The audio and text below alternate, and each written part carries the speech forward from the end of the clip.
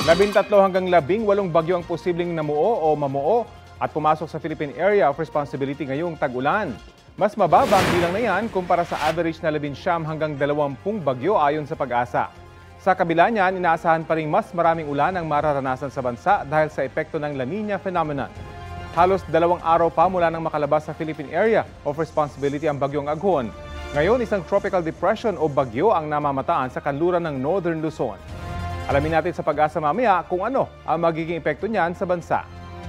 Kasabay niyan, humina ang hanging habagat, bagaman may umiiral na frontal system sa extreme Northern Luzon at posible pa rin ang mga local thunderstorm.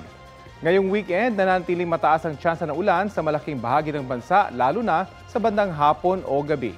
Posible ang heavy to intense rains sa ilang lugar na maaaring magdulot ng baha o landslide base sa rainfall forecast ng Metro Weather. Uulanin ding muli tayo rito sa Metro Manila ngayong weekend. Kapuso, alamin ang maiinit na balita. Bisitahin at mag-subscribe sa GMA Integrated News sa YouTube. Sa mga kapuso abroad, samahan nyo kami sa GMA Pinoy TV at sa www.gmanews.tv.